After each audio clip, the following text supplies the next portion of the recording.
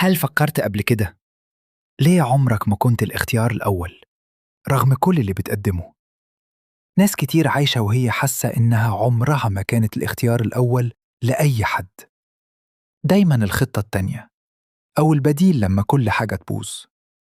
الإحساس ده مش سهل خالص، وبيسيب جرح جوه الواحد حتى لو محدش شايفه.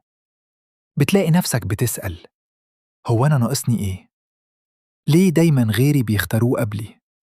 وليه مهما حاول برضه مش بكسب المكانة دي؟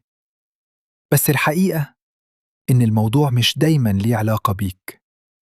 أوقات كتير الناس بتختار اللي شبهها أو اللي مريحها وخلاص، مش اللي أحسن ولا اللي أصدق.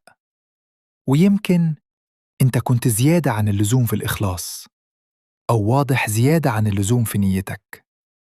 الناس اللي عمرها ما كانت اختيار أول غالباً عندهم قلب كبير جداً، بيحبوا بجد ويدوا من غير حساب. بس المشكلة إنهم بيستحملوا أكتر من اللازم، وبيفضلوا مستنيين دورهم يجي. بس خليني أقولك حاجة مهمة: دورك مش المفروض يجي من حد. أنت اللي لازم تختار نفسك الأول. أنت اللي تحط نفسك في أول القائمة. مش معنى إن حد ما اختاركش إنك مش كفاية، ولا إن قيمتك قليلة.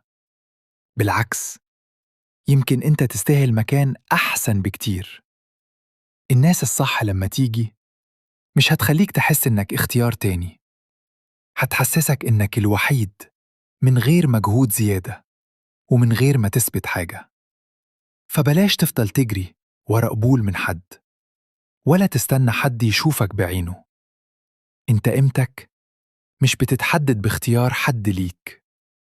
ولو عمرك ما كنت اختيار أول لحد، خلي نفسك انت أول اختيار ليك دايما، وساعتها كل حاجة هتبدأ تتغير.